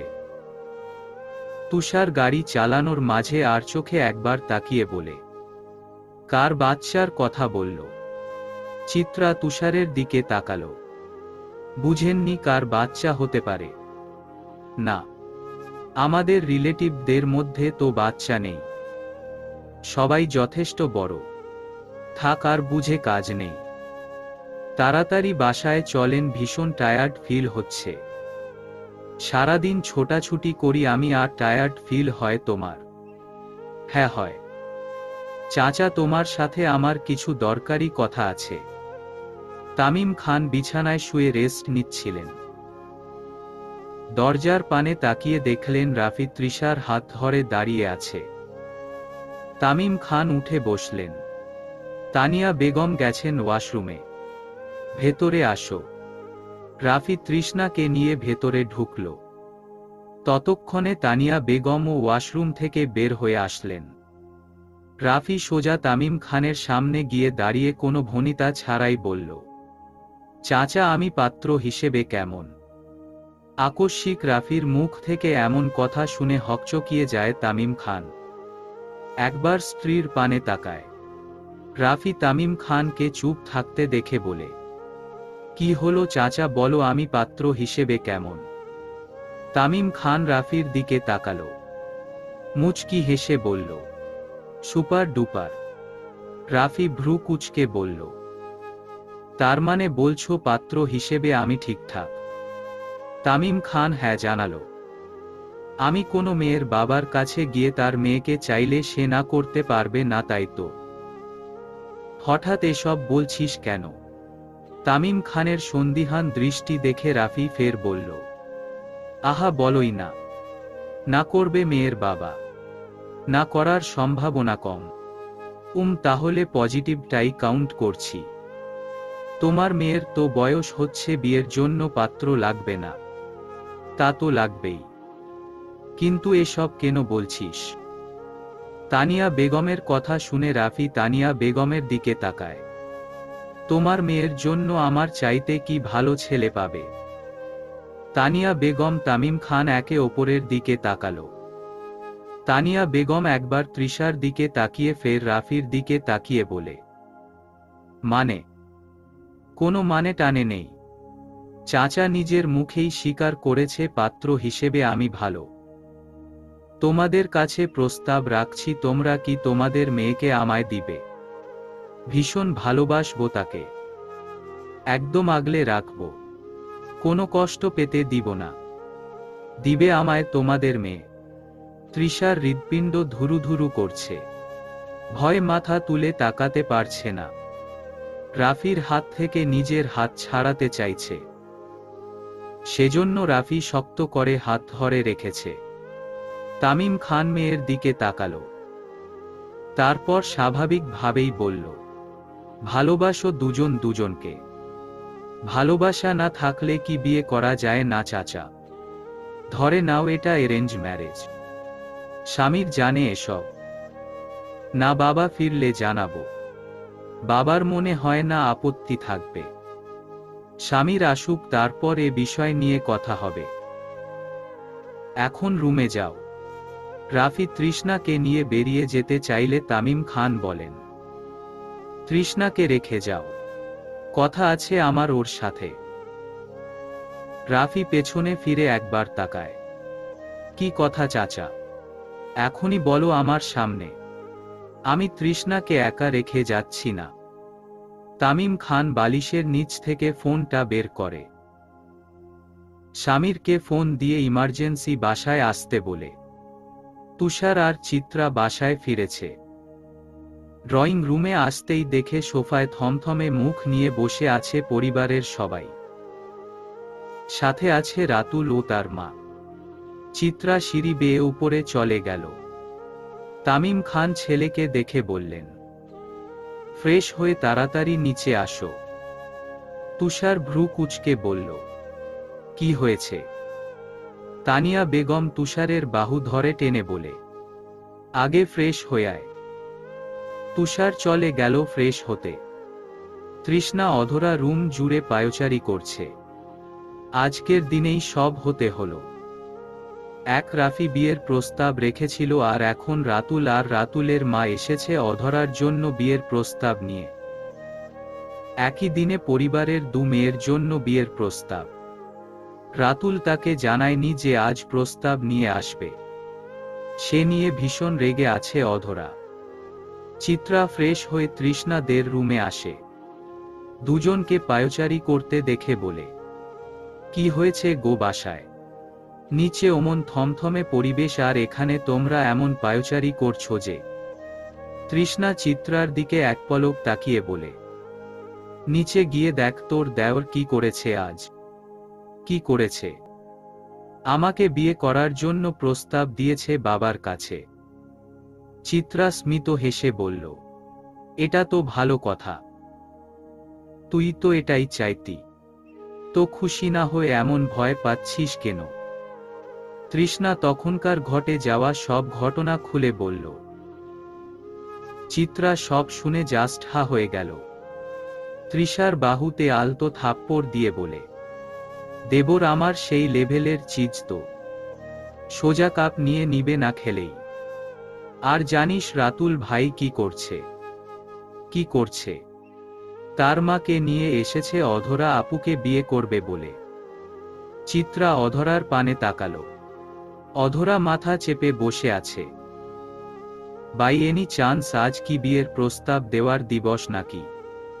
ইম্পসিবল চাচা, নেক্সট উইকে আমার ফ্লাইট, আর তুমি বলছো 2 মাস পর বিয়ের ব্যবস্থা করবে। তামিম খান হকচকিয়ে গেলেন। শামির খানের সাথে কথা বললেন তামিম। শামির খানের আপত্তি নেই তৃষ্ণাকে রাফির বউ হিসেবে মেনে নিতে। তাছাড়া বাড়ির মেয়ে বাড়িতেই থাকছে, এর চেয়ে বড় আর কি বা হতে পারে? তো তামিম খান জানতেন না নেক্সট উইকে রাফি মালদ্বীপ যাবে। সেজন্য উনি অনুমান করে বলেন 2 মাস পর ডেট ফিক্সড করে বিয়ে দিবেন। সেটা শুনেই রাফি সহসা বাধা দেয়। তামিম খান ভ্রু কুঁচকে বলেন, নেক্সট উইকে কোথায় যাচ্ছ? মালদ্বীপ প্রজেক্টের জন্য। ওহ, তাহলে সমস্যা কোথায়? একেবারের জন্য তো আর চলে যাচ্ছ না। ফিরে আসলে দিন তারিখ ফিক্সড করব। তুমি বুঝতে পারছো না চাচা, আমি নেক্সট উইকে গেলে কবে ফিরব শিওর নই। বিডি ফিরতে মাস 4 থেকে 5 লাগতে পারে। এত সময় কেন? প্রজেক্টটা মালদ্বীপ হবে সেজন্য। আমি কাজীকে বলে রেখেছি আপাতত আমি ঘরোয়া ভাবে তৃষ্ণাকে বিয়ে করে তারপর মালদ্বীপ যেতে চাইছি। ফিরে আসার পর ধুমধাম করে বিয়ে দিও। তুষার চুপচাপ বসে রাফির কথাগুলো শুনল। এত তারা কেন তোর বিয়ে করার জন্য? ফিরে এসে বিয়ে করলে সমস্যা কোথায়? রাফি বিরক্তি নিয়ে শুধালো। তুমি তো বিয়ে করে ফেলছো, তাই বুঝতে পারছো না আমার বিষয়টা? এখন তো আর সিঙ্গেল না তুমি। মিঙ্গেল হওয়ার জন্য তো তুমি ও তারা দিয়েছিলে বিয়ে করার জন্য। মির্জাফরগিরি না করে তোমার বোনকে আমার হাতে তুলে দাও ব্রো। না করেছি কখন যে দিব না। তাহলে কাজীকে ডাকি। যাবি নেক্সট উইকে তো আজ কেন কাজী ডাকবি? চলে যাওয়ার 2-1 দিন আগে ডাকলেই তো হয়। তুমি কি আমার বিয়েতে বাগড়া দিতে চাইছো? এত লজিক দেখাচ্ছ কেন? জীবন নিয়ে ভরসা নেই, যদি মরে যায় তখন আফসোস থেকে যাবে না আমার? তুষার চুলগুলো পেছনে ঠেলে দিতে দিতে বলে। সমস্যা কি? ফেসবুকে একটা ভিডিওতে শুনেছিলাম কোনো নারী বিয়ে করার তীব্র আকাঙ্ক্ষা নিয়ে মারা গেলে তাকে শাহাদাতের মর্যাদা দেওয়া হবে। আমি কি নারী? ফসফস করে কথাটা বলে উঠল রাফি। তুষার বিনিময়ে ঠোঁট কামড়ে চুপ রইল। তারপর রাতুলের দিকে তাকিয়ে বলল, তোর ও কি রাফির মতো বিয়ে করার জন্য তোর সইছে না? আজই করে ফেলবি? রাতুল থতমত খেয়ে গেল।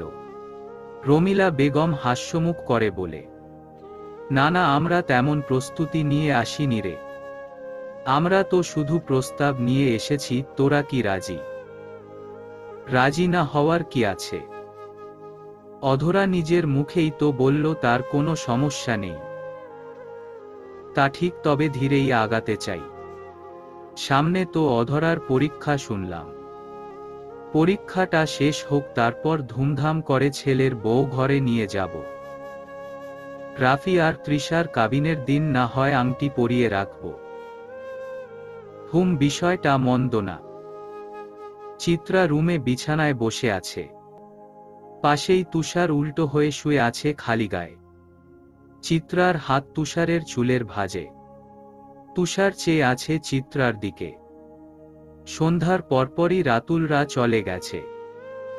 3 দিন পর ফের আসবেন আংটি পরাতে। সেদিন রাফি তৃষার ও ছোট্ট পরিসরে বিয়ে। আকস্মিক তুষার চিত্রার কামিজের ফাঁক দিয়ে উন্মুক্ত পেটে হাত দেয়। চিত্রা সরু চোখে তাকায়। আবার শুরু করলেন। তুষার চোখ টিপে বলে, শুরু করতে চাইছি। চিত্রা উঠে দাঁড়ালো। রুমের লাইট অফ করে চাদরের নিচে ঢুকে পড়ল। তুষারের মেলে রাখা হাতের উপর মাথা দিয়ে তুষারকে জাপটে জড়িয়ে ধরে বুকে মুখ গুজে বলল, ভালো লাগছে না আজ? তুষার চিত্রার মাথার চুলগুলো কানের পাশে গুজে দিয়ে বলে, মন খারাপ? না, বিষণ্ণ। কেন? তা জানি না। অস্থির অস্থির লাগছে ভীষণ। ভালো লাগছে না। ঘুমানোর চেষ্টা করো, ভালো লাগবে। চিত্রা হুমম বলে। তুষার চিত্রার কপালে চুমু খেয়ে মাথায় হাত বুলাতে থাকে। ব্রিজের পাশ ঘেঁষে হেঁটে চলছে অধরা আর রাতুল। পাশেই স্বর্ণকারের দোকান। আংটির মাপ নিয়ে আংটি কিনতে এসেছে তারা। স্বর্ণকারের দোকানে যাওয়ার পথেই হঠাৎ করে দেখা হয়ে যায় আকবরের সাথে। আকবর এসেছিল বউয়ের রুলি নিতে। সামনে রাতুলকে দেখে ওষ্ঠে হাসি ফুটে উঠে। রাতুল অধরার হাত ধরে আকবরকে পাশ কাটিয়ে চলে যেতে নিলে আকবর পেছনে ফিরে বলে, শুনলাম বিয়ে করছো। রাতুলের হাঁটার গতি থেমে গেল। তা দেখে আকবর ফের বলল, এটাই সেই মেয়ে যাকে বিয়ে করছো? রাতুল ঘুরে আকবরের সোজাসুজি দাঁড়াল। হুম, জানাও নি তো। রাতুল ভ্রু কুঁচকাল। আপনাকে কেন জানাবো? আমাকে কেন জানাবে সেটা তুমিই ভালো করে জানো। না, জানি না। যাকে তাকে আমার বিয়ের খবর কেন জানাবো? যাকে তাকে মানে? আমি কে ভুলে গেছো? উহু, ভুলিনি। আপনি কে? আপনি হচ্ছেন চাঁদাবাজ, অহরহ অন্যায় করা এক অপরাধী। আকবর স্মিত হাসল। তার ঊর্ধ্বে আমি তোমার কেউ না। তুমি বললেই তো হবে না, রক্ত বলবে কথা। রাতুল ঘৃণায় দৃষ্টি সরিয়ে নিয়ে বলে, যদি পারতাম এই রক্তগুলোকে ধুয়ে পরিষ্কার করতে শরীরের ময়লার মতো, তাহলে এই দূষিত রক্ত শরীরে ঠাঁই দিতাম না। এটা যখন পারবে না, তাহলে বলে লাভ নেই। বিয়েতে তো থাকা আবশ্যক আমার, তাই না? বিনা আমন্ত্রণে চলে যাব সে নিয়ে চিন্তা করো না। তা বউকে নিয়ে একদিন নিজের বাড়ি এসো, খুশি হব। জীবিত থাকতে ওই বাড়িতে পা রাখব না। তাহলে মৃত শরীরেই না হয় ঢুকো। আপনাকে দেখলে আমার জাস্ট ঘৃণা লাগে। আমি যে আপনার রক্তের কথাটা মনে পড়লেই শরীর ঘিনঘিন করে উঠে। অধরা এতক্ষণ হা হয়ে তাদের কথা শুনছিল। বুঝতে পারছিল না এই লোকটাকে আর রাতুলের সাথেই বা কেন এভাবে কথা বলছে। মাঝের কিছু কথা আর রাতুলের বলা লাস্টের কথা শুনে বিষয়টা হালকার উপর ঝাপসা ক্লিয়ার হল। আকবর নৈশব্দে হেসে স্থান ত্যাগ করল। অধরা রাতুলের দিকে তাকিয়ে বলল, উনি আপনার বাবা? রাতুল তপ্ত শ্বাস ফেলল, মাথা নাড়িয়ে হ্যাঁ জানাল। অধরা আকবরের যাওয়ার পানে কিয়ৎক্ষণ তাকিয়ে রইল। কিছু একটা ভেবে বলল, আপনার বাবা আর আপনার মধ্যকার সম্পর্ক ভালো না। প্লিজ উনাকে আমার বাবা বলো না। কথাটা ভীষণ কানে বাজে। সত্যি বলতে গেলে উনি তো আপনার বাবাই। তাহলে আপনাদের বাবা ছেলের সম্পর্ক এমন কেন? অনেক কাহিনী আছে, সেসব না শুনলেও চলবে। কোনো এক সময় পেলে বলবো। এখন চলুন, আংটি নিতে হবে। চিত্রাদের বাসা থেকে চিত্রার মা বাবা এসেছে। সিমি আর রিয়াদ চলে গেছে বাসায়। আজ তৃষ্ণা রাফির ছোট্ট পরিসরে বিয়ে। তৃষ্ণা পেঁয়াজ কালারের একটা কাতান শাড়ি পরেছে, সিম্পল সাজ। রাফি নিজেও পেঁয়াজ কালারের পাঞ্জাবি পরেছে। চিত্রা ব্লু কালারের শাড়ি পরেছে আর অধরা ব্ল্যাক কালারে। রাতুল আর রমিলা বেগম এখনো আসেনি। শামির খান ফোন করে কাজীকে আসতে বলেছেন। ঘন্টা একের মধ্যে কাজীও চলে আসে। রাফি আর তৃষ্ণাকে ড্রয়িং রুমের সোফায় বসানো হয়। কাজী বিয়ে পড়ানো শুরু করে। কাজী কবুল বলতে বললে রাফি ফট করে বলে বসে, কে বলবে? কাজী সাহেব বলেন মেয়ে বলবে। রাফি ফোঁস করে নিঃশ্বাস ফেলে।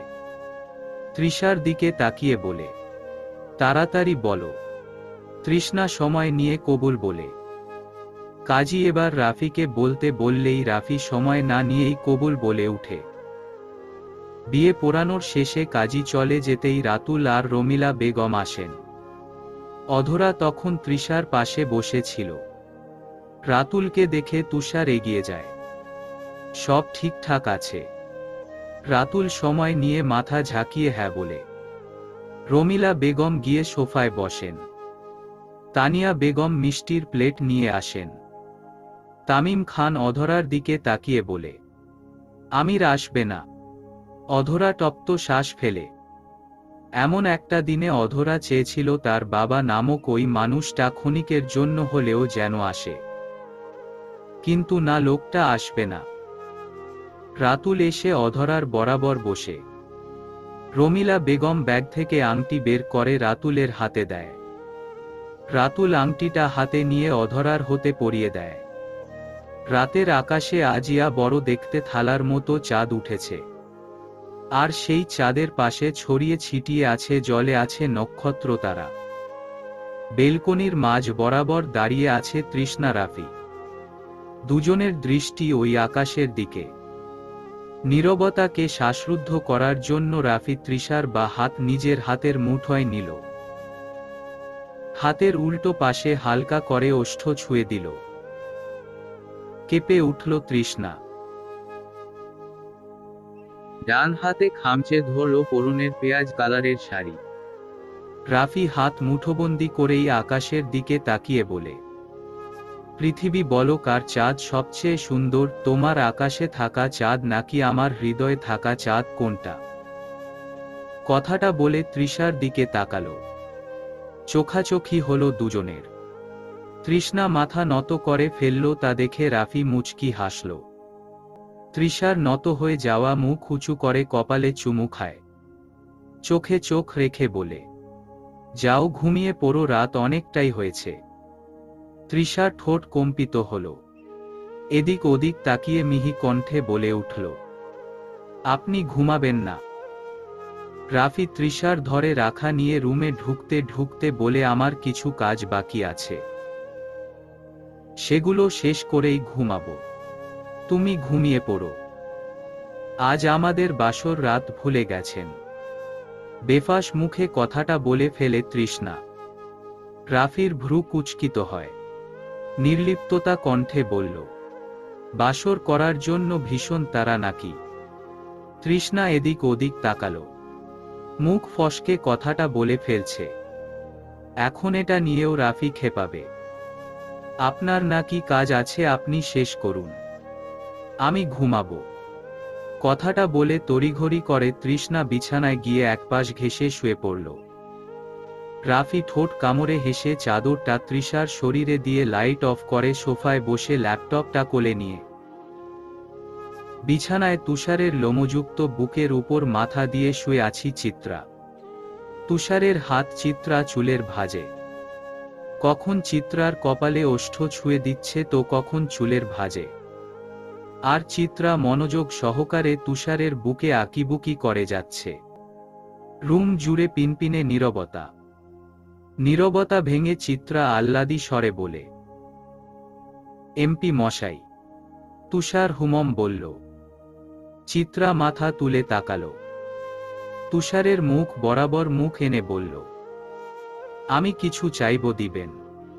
তুষার হালকা মাথা উঁচু করে চিত্রার নাকের ডগায় চুমু খেয়ে বলে, মুখ ফুটে চেয়ে দেখুন শুধু। চিত্রা মুচকি হাসল। তুষারের গলা জড়িয়ে বায়নার স্বরে পিচ্ছিদের মতো বলল, আমার একটা ছোট্ট তুষার চাই, দিবেন? তুষার চিত্রার মুখে সামনে আসা চুলগুলো কানের পেছনে গুজে দিয়ে বলে, তুমি নিজেই এখনো পিচ্ছি শোনা। এই তুষারকেই সামলাতে গিয়ে হিমশিম খাও। ছোট্ট তুষার, আসলে তোমাকে আর খুঁজে পাওয়া যাবে না। আমি মোটেও পিচ্ছি না।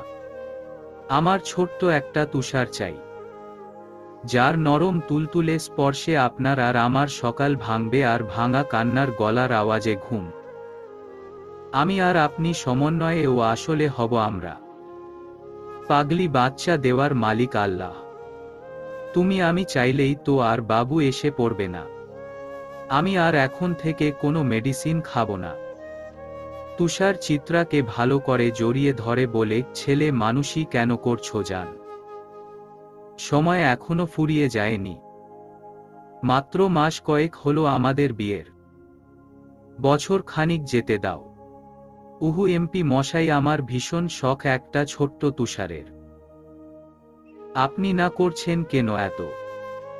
আমি খুব আদর করব ছোট্ট বাবুটাকে, একটুও কাঁদাতে দিব না।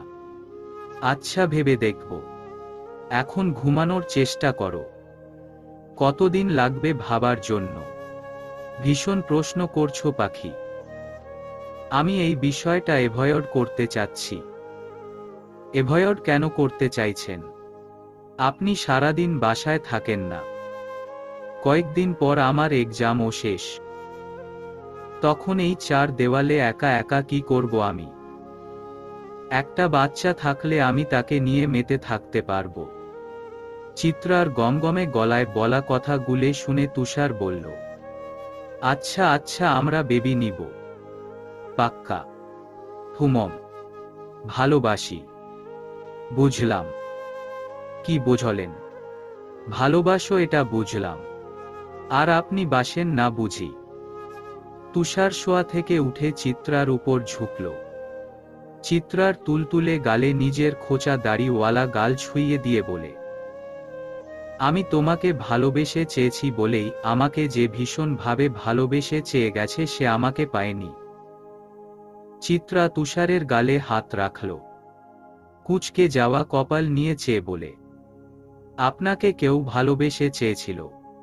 তুষার হালকা হাসল। চাইতেন পারে, অস্বাভাবিক তো নয়।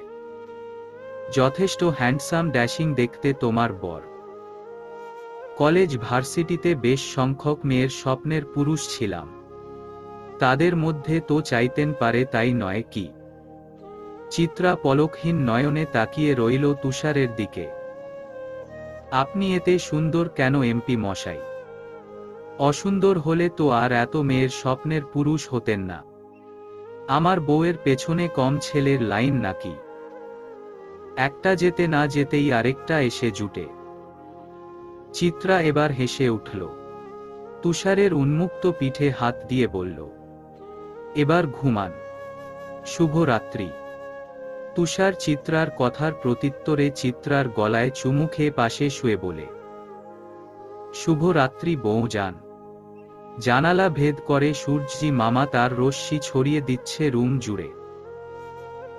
আশপাশে পাখিগুলোর কিচিরমিচির গুঞ্জনে আশেপাশটা মণিমুগ্ধকর হয়ে উঠেছে। আর পাশে উল্টো হয়ে শুয়ে তার ব্যক্তিগত পুরুষ। এমন এক সকালের স্বপ্ন দেখে এসেছে 21-এর ঘরে পা দেওয়া রমণী। কথাগুলো ভাবতেই ঠোঁটের কোণে ফুটে উঠল এক চিলতে হাসি। বিছানা থেকে নেমে তড়িঘড়ি করে নিজের রুমে চলে গেল তৃষ্ণা। তৃষ্ণা যেতেই রাফি চোখ মেলে তাকায়, তারপর নিজেও বিছানা থেকে উঠে ফ্রেশ হয়ে নেয়। চিত্রা আর তানিয়া বেগম রান্না করছে, তুষার বেঘরে ঘুমাচ্ছে। তৃষ্ণা এসে রান্নাঘরের সামনে দাঁড়ায়। তানিয়া বেগম এক পলক তাকায়, তারপর নিজের কাজে মনোযোগ দেয়। চিত্রা তৃষ্ণাকে দেখে বলে, কিছু লাগবে? তৃষ্ণা মাথা নেড়ে না জানায়। এর মধ্যে উপর থেকে তুষারের গলার আওয়াজ আসে, এক কাপ ব্ল্যাক কফি চাচ্ছে। তানিয়া বেগম কফির মগে কফি ঢালতে ঢালতে চিত্রার উদ্দেশ্যে বলে, কফিটা নিয়ে যাও চিত্রা। চিত্রা শাশুড়ির কথা মতো কফির মগটা নিয়ে উপরে চলে যায়।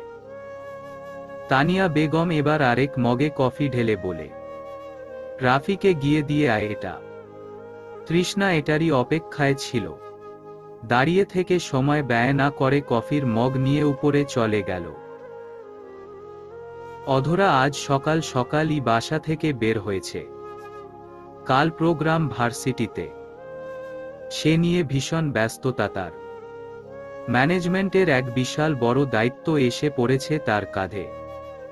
সেই দায়িত্ব পালন করতেই তাকে এই সাত সকালে ছুটতে হচ্ছে।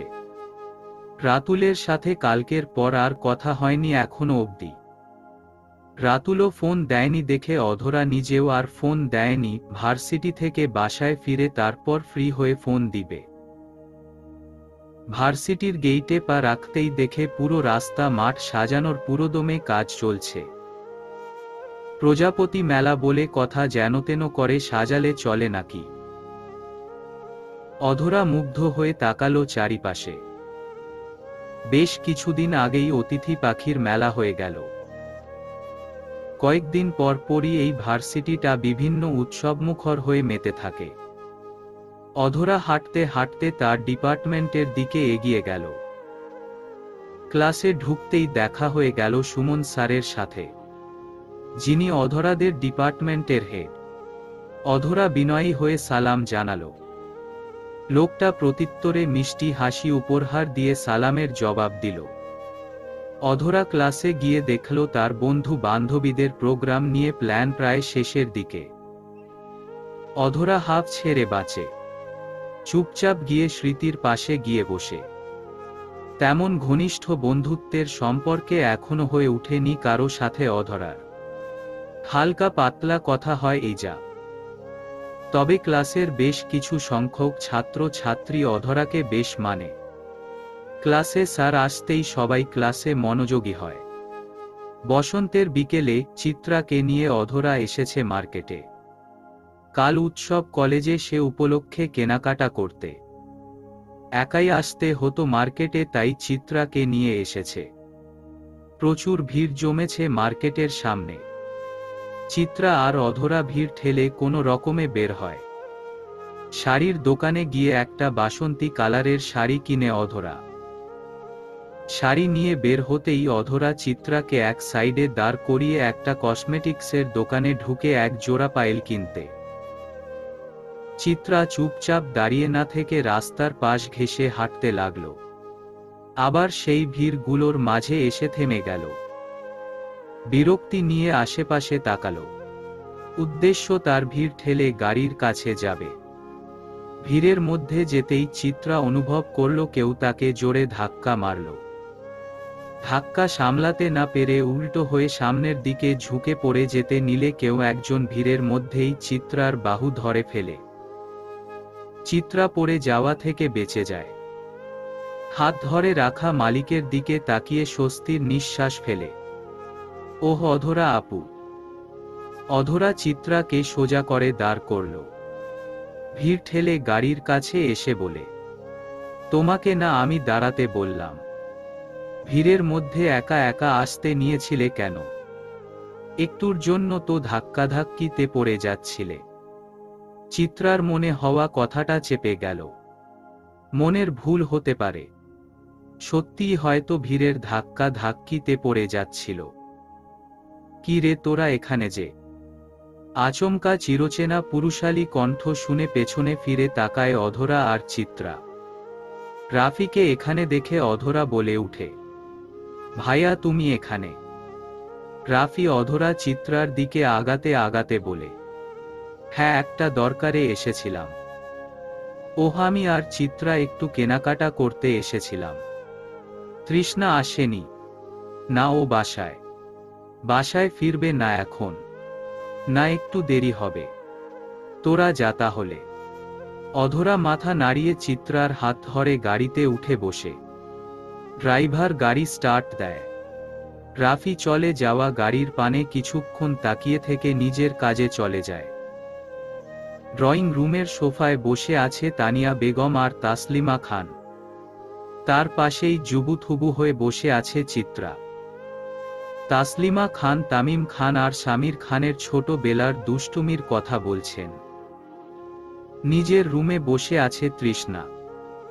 অধরা রেডি হচ্ছে প্রোগ্রামে যাওয়ার জন্য। এর মধ্যে ঘামান্ত শরীর নিয়ে বাড়ির মধ্যে প্রবেশ করে রাফি। সোফায় বসে গায়ে দেয়। তানিয়া বেগম এক গ্লাস ঠান্ডা পানি এনে দেয়। রাফি ঢকঢক করে গিলে বলে, চাচি আজ রাতে আমার ফ্লাইট। তানিয়া বেগম অবাক হয়ে বলে, তোর না কাল ছিল ফ্লাইট? না আজই। আমি আজকের ফ্লাইটের টিকিট বুক করেছি। ওহ, ফিরবি কবে? এখনো তো যাইনি। যাওয়ার পর বুঝতে পারবো ফিরবো কবে। আচ্ছা রুমে যা, ফ্রেশ হয়ে রেস্ট নে। আমি খাবার উপর পাঠিয়ে দিচ্ছি। রাফি চলে যায়। তানিয়া বেগম খাবার প্লেটে সাজিয়ে তৃষ্ণাকে ডাক দেয়। তৃষ্ণা মায়ের ডাক শুনে হন্তদন্ত হয়ে নিচে নামে। তানিয়া বেগম তৃষার হাতে খাবারের প্লেট ধরিয়ে দিয়ে বলে, নিয়ে যাও। তৃষ্ণা খাবারের প্লেট নিয়ে উপরে উঠে চলে যায়। রাফি ফ্রেশ হয়ে টি শার্ট পরে বিছানায় বসে আছে। তৃষ্ণা দরজায় কড়া নাড়ে। রাফি এক নজর দরজার পানে তাকিয়ে বলে, কামিং। তৃষ্ণা ভেতরে ঢুকে খাবারটা বিছানায় রেখে বলে, আপনার খাবার এনেছি।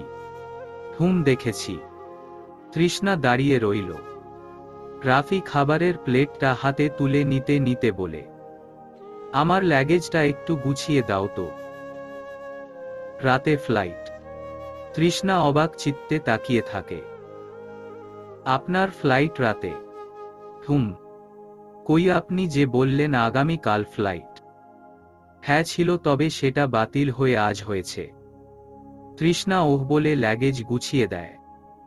রাত 7টার দিকে রাফি বাসার সবার থেকে বিদায় নেয়। তৃষ্ণা কিছুক্ষণ অভিমান করেছিল, কিন্তু বেশি দীর্ঘ হয়নি। রাফি বলেছে তাড়াতাড়ি কাজের পাট চুকে ফেরার চেষ্টা করবে। তুষার বাসায় নেই। অধরা এখনো ফিরেনি। বাসায় রয়েছে তানিয়া বেগম, তাসলিমা খান, তরিকুল খান, তামিম খান, তৃষ্ণা, চিত্রা আর সামির খান। কিছুক্ষণ আগেই সামির খান ছেলেকে এয়ারপোর্টে পৌঁছে দিয়ে আসে। অধরাকে এখনো বাসায় আসতে না দেখে অধরার নম্বরে ফোন করে তামিম খান। অধরার ফোন রিসিভ হয় না। হবে কি করে? এত সাউন্ডের মাঝে ফোনের রিংটোন যেন বন্ধ ব্যাগের চারপাশেই আবদ্ধ রইল। অধরাকে না পেয়ে তামিম খান এবার রাতুলকে ফোন করল। হ্যালো রাতুল, তুমি কোথায়? রাতুল জবাব দিল, আমি 20 মাইল আছি।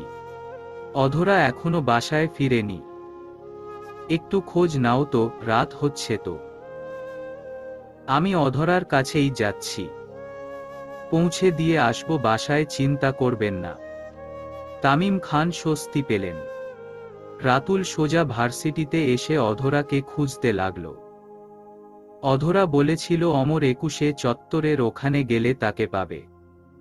রাতুল অধরার কথা মতে ওখানে গিয়ে দেখে অধরা বসে আছে। রাতুল দৌড়ে গিয়ে অধরার পাশে বসল। অধরা চমকালো। চকিতে ঘাড় ঘুরিয়ে রাতুলকে দেখতে পেয়ে স্বাভাবিক হয়। অনেকক্ষণ ধরে অপেক্ষা করছিলাম। বাসায় যাবেন না? আপনার মামা অনেকবার ফোন দিয়েছিল আপনাকে। ফোন রিসিভ করেননি দেখে আমায় দিয়েছে ফোন। শুনতে পারিনি এত সাউন্ডের মাঝে। বাসায় চলুন তাহলে। অধরা হুমম বলে উঠে দাঁড়ালো। তারপর রাতুলের সাথে বাসায় ফিরল। তুষার এসেছে রাত 12টার দিকে। সবাই তখন ঘুমে বিভোর। আর তন্দ্রাহীন হয়েছিল কেবল চিত্রা। তুষার রুমে আতেই চিত্রা খাবার গরম করে রুমে নিয়ে আসে। তুষার ততক্ষণে ফ্রেশ হয়ে আসে। আজ আর তুষারের জন্য অপেক্ষা করেনি চিত্রা। তানিয়া বেগম জোর করে চিত্রাকে খাইয়েছেন। তুষার খাওয়া আগে চিত্রাকে জিজ্ঞেস করল খেয়েছে কিনা। চিত্রা হ্যাঁ জানালো। তুষার নীরবে খাবারটা খেয়ে নিল। খাওয়া শেষে এটো হাত ধুয়ে ল্যাপটপ নিয়ে বসে পড়ল। চিত্রা তপ্ত শ্বাস ফেলল। এটো প্লেট ঢেকে বিছানায় এসে শুয়ে পড়ল। রাত 1টা অবধি কাজ করল তুষার। তারপর এলোমেলো পায়ে বিছানায় এসে চিত্রাকে জড়িয়ে শুয়ে পড়ল। চিত্রা যেন এতক্ষণ এটারই অপেক্ষায় ছিল। তুষার কাছে আসতেই মনে মনে হাসল। তারপর ঘুম দিল। নতুন সকাল নতুনত্বের আগমন নিয়ে হাজির হয়। রাফি কিছুক্ষণ আগে ফোন করে জানিয়েছে সে সুস্থ মতোই পৌঁছিয়েছে মালদ্বীপ। নামকরা একটা হোটেলে উঠছে। 2-1 দিনের মধ্যে প্রজেক্টের কাজ শুরু করবে। সবাই স্বস্তি পেল কথাটা শুনে। তৃষ্ণা চিত্রা এক্সাম দিতে ভার্সিটি এসেছে। আজ তামিম খান পৌঁছে দিয়ে গেছে। প্রায় 3 ঘন্টা এক্সাম দেওয়ার শেষে বাড়ি ফিরে তামিম খানের সাথেই। এভাবেই চলে কয়েকদিন। গরম পড়েছে, সোফায় ফ্যান ছেড়ে বসে আছে চিত্রা। এক্সাম শেষ হয়েছে দিন 2 হলো। শরীর তার ভীষণ ক্লান্ত। ঠিকমতো খেতে পারে না।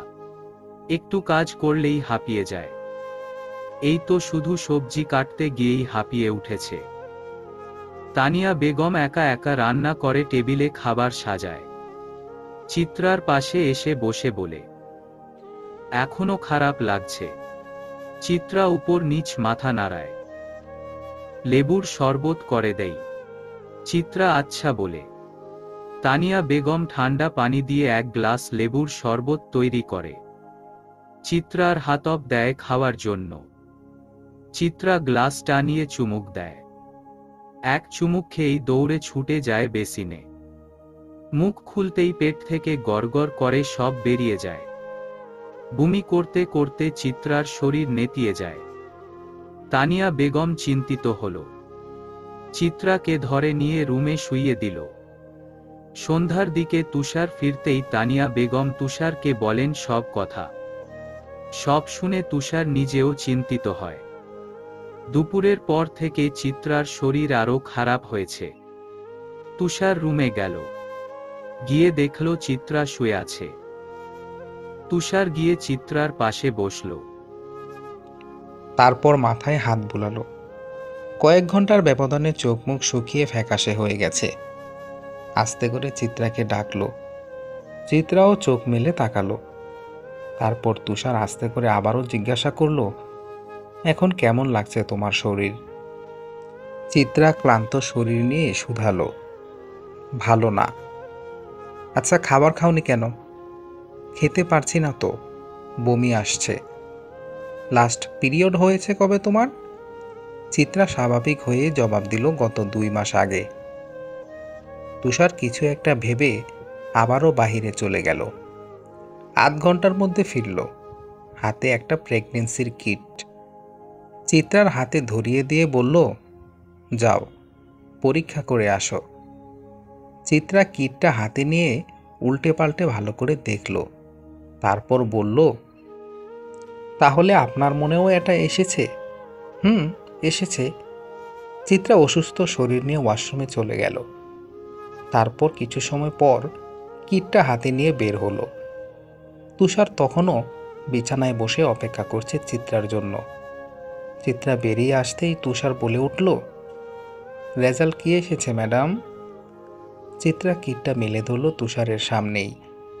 তাতে টকটকে 2টো লাল দাগ ভেসে উঠেছে। দুজনের চোখে মুখে ফুটে উঠল হাসি।